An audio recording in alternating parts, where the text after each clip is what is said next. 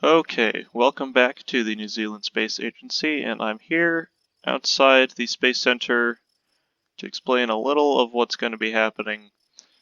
So it turns out that both of our contracts for the lunar impactor and the orbital test flight with our monkey Charlie expire in about 200 days. So our best bet here, I'm thinking, is to spend some money rushing. We don't have a lot left in the bank, but we can spend a little bit rushing this, and then the money we get from completing the lunar impactor contract we can use to speed this one along, and we might just make the deadline on the contract if we're lucky.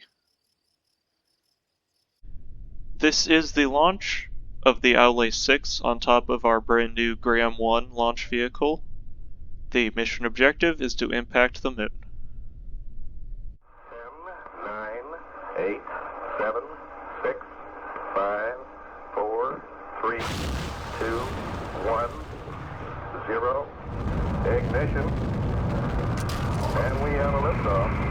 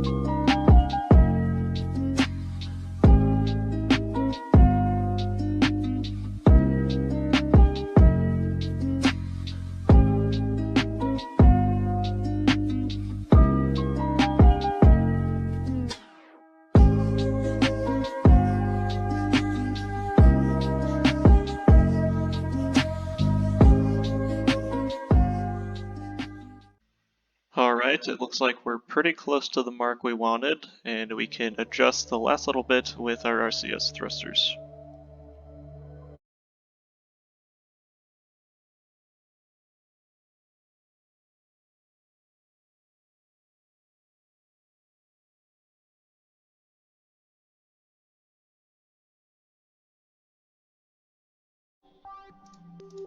And it looks like we have just barely managed to secure an impact course on the far side of the moon. Now all we need to do is wait. I am gonna go check back at the Space Center just to make sure there's nothing we need to do in the time it will take to reach the moon.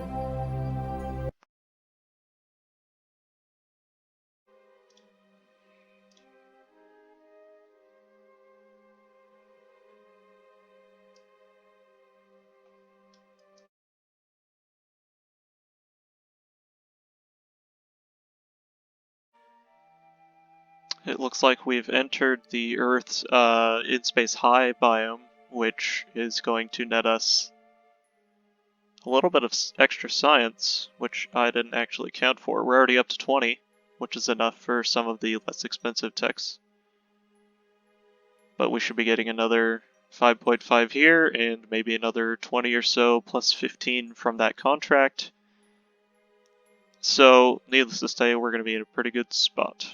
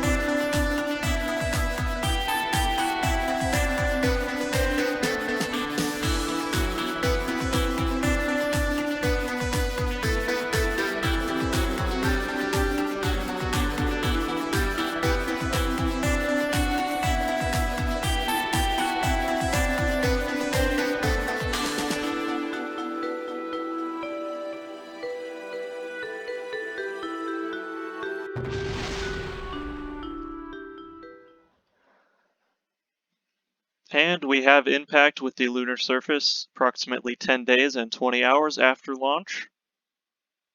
The mission was a complete success, despite what Kerbal Space Program would tell you. There is much celebration throughout the Space Center, and the event was televised across the world, especially in New Zealand and its allied nations on the Pacific. The flight plan of the Owlay 6 did not anticipate having radio connection all the way to the ground, so we got quite a bit more science than we were initially expecting, which will no doubt be put to good use. And looking through our 1960 orbital rocketry tech note here, this AJ-10 mid-series has unlimited ignitions, which will be extremely useful, so we're going to go ahead and add that to the research queue. Okay, I've decided, against my better judgment, we're not going to go for human spaceflight quite yet, especially because we have both the Mars and maybe soon the Venus contract to fulfill. So I went ahead and grabbed the early human spaceflight electronics and solar panels, which will lead us to these two technologies, which are going to be important for us to have a sustainable Martian probe in, I think it was approximately 800 days. Now that we have 5 maximum contracts, and we're going to need all the money we can get, plus this 15 science does not go away so we get 15 science whenever we do an impactor.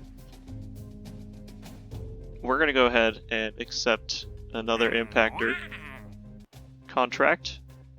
730 days, so that's quite a wide window of time if we need extra.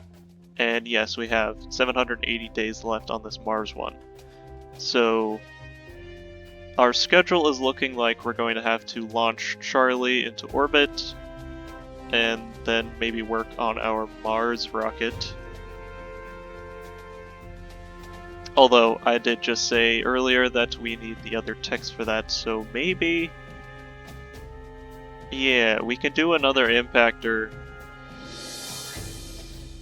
Yeah, we can do the impactor before the Mars flyby, since we should have enough time after that. Assuming everything goes to plan. So we have to speed Charlie's rocket along the KOA 10, otherwise we're not going to meet the contract deadline in 52 days.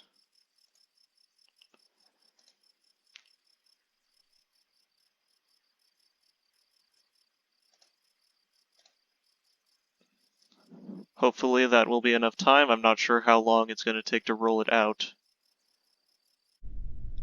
Here we have the KOA 10 on the launch pad.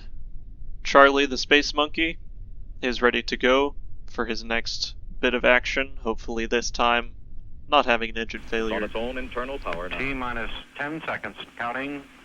8, 7, 6, 5, 4, 3, 2, 1, 0. Ignition. Liftoff.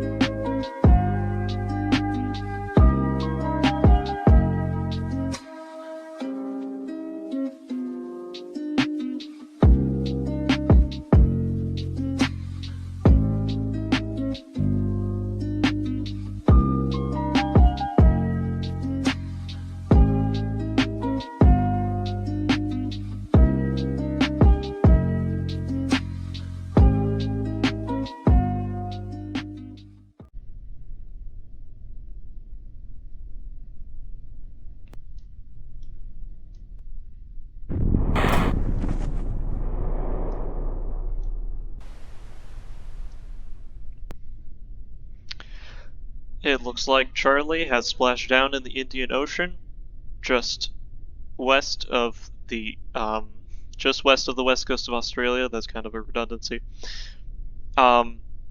He's crashed safe and sound, and all of his mission objectives are complete. The New Zealand Navy will fish him out and recover all of the data from his capsule. Alright, as Charlie is receiving his medals at the Community Hall of the Space Center, we're going back one more time to the R&D Center to pick up the all-important interplanetary communications, which will allow us to communicate with our probes that we send to Mars. I don't think we can afford anything else. These SRBs would be nice, but we're already using liquid field boosters pretty much already, so we're going to leave those alone. Save science for other things. We are back in the mission control now, and this contract here, reach orbit and return safely to Earth, the extreme version, because apparently it's really extreme when you do the same thing 3 times, but we have a new avionics upgrade, and we don't technically need the advanced biological sample on the ship, but that's what gets us most of our science from that. Either way, I think this is possible, so we're going to go ahead and accept that contract. I think, especially with the extra Delta V that we have on our current impactor rockets, the orbit shouldn't be that far off because it only takes, I think, maybe about 600, 700 Delta V to get from a flyby to an orbit. Either way, with some of the upgrades down the pipeline, I think that's possible, so I'm going to go ahead and grab that. That gets us up to 585,000 funds. Is there anything else I can grab here? Again, I'm really tempted to get this one, but I think I will hold off just a bit longer on the first crewed flight, because I want to make sure we get some of this other stuff done before that. And it will take extra science to get the crew capsules and the tech necessary for that. So I think we're better off just leaving it there. So our next order of business, I think, is to do this other orbital contract here. So we're out here back at the Space Center, and with this huge wealth of money, we spend less than half of that. Let me go into R&D here for a second, just to make sure. Okay, so we could upgrade our tracking station, but what I was planning on doing... Oh, and it doesn't cost that much. You know? Yeah, well, yeah, we're going to go ahead and upgrade our R&D center. That plus 25% research rate is going to be very helpful with getting some of our contracts on time. Assuming it can be upgraded in time. Let's check how long that's going to take. 202 days, that's not bad. And I can shovel just a couple more points into our VAB. Alright. On this early fall morning, we have the Graham 1 rocket with our new astronaut, Clarence the chimpanzee, on board. His mission profile is going to be very similar to what Charlie did. However, his orbit will be much higher, and we have a very long-lasting battery to complete any experiments that the scientists want him to. The Koha 11 is go for launch. T-minus 10, 9, 8, 7, 6, 5, 4, 3, 2, 1, 0.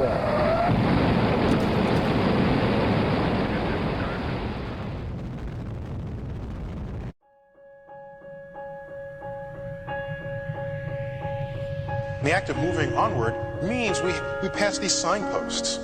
One of them was first leaving Earth. The next one is hanging out on the moon. What's next? The planets.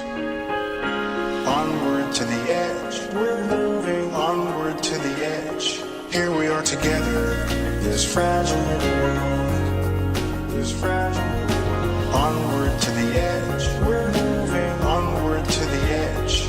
Here we are together, this fragile little world. This is our sun, just another star in a sea of stars, the heart of the solar system.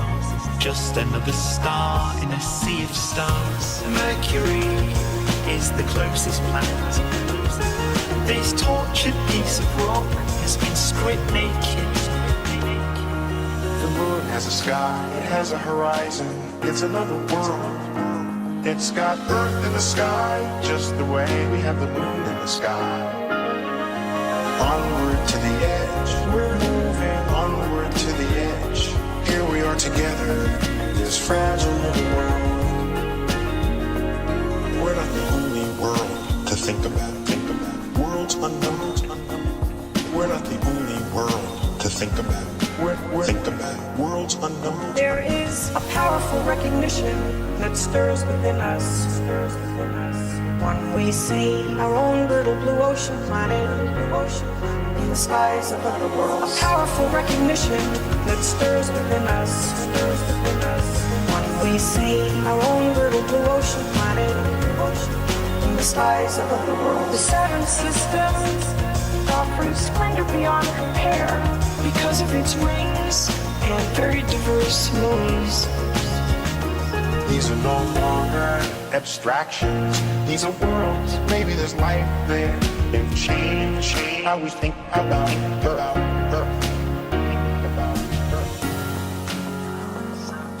Our own little blue ocean, planet. A mote of dust suspended in a sunbeam, the pale blue dot.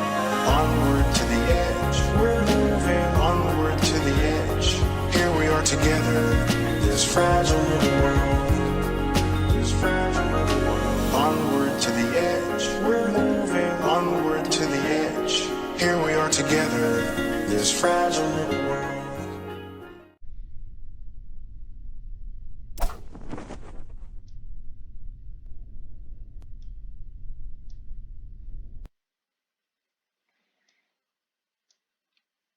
It looks like Clarence has safely touched down somewhere in the country of Brazil, I would guess. I can't really see right now. But we're on neutral terms, so probably fairly simple to retrieve him. Okay, so yes, it looks like Clarence is safe and sound. And we have a bunch more science to spend on something. We've decided to go with early power generation and storage to get these hinged solar panels, as well as upgrades to our solar tech, so when we launch our Martian probe, it will hopefully have enough electricity to last itself all the way there. Speaking of which, I should probably figure out when the next transfer is for Mars, because that way we can plan our mission around it. Okay, so it looks like we have a transfer coming in 108 days, which we will definitely not be able to make, but then the window after that we should be able to do no problem. Hopefully no problem, assuming everything goes correctly. Our next mission is the LA-7, already on the launch pad and prepared for flight. 10, 9, 8, 7, 6, 5, 4, 3, 2, 1, 0. Ignition. And we have a liftoff.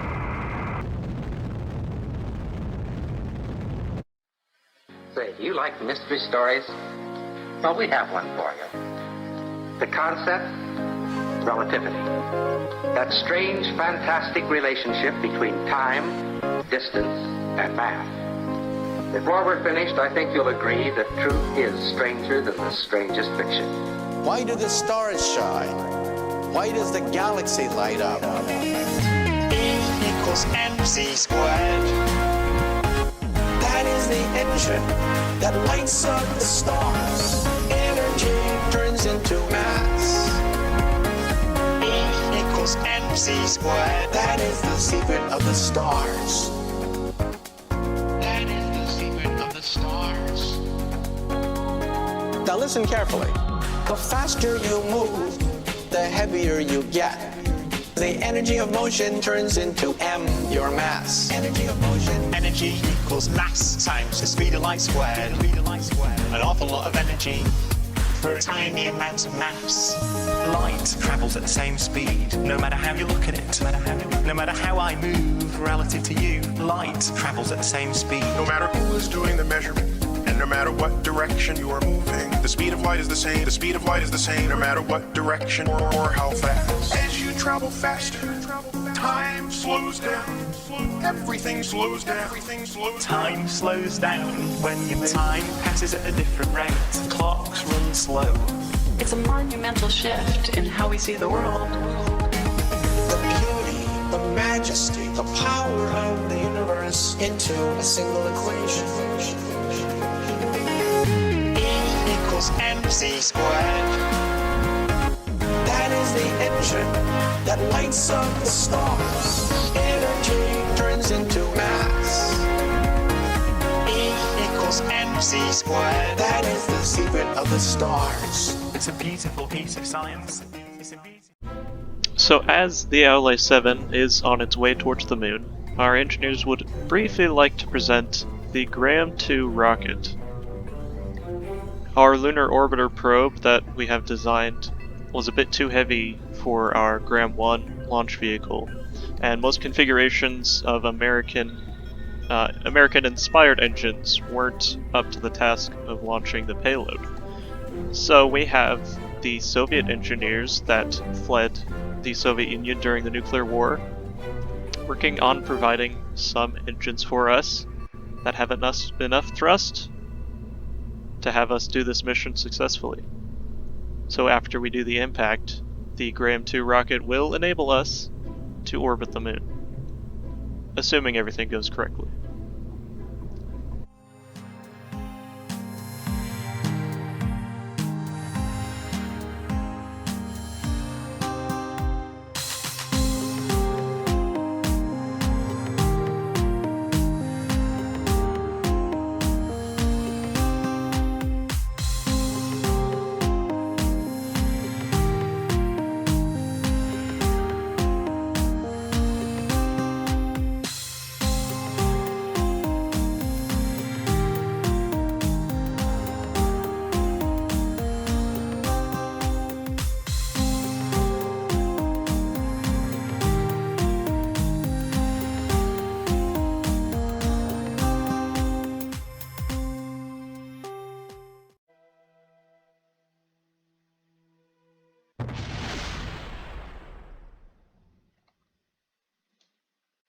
Nearly 7 days and 8 hours after launch, the LA 7 has impacted the moon.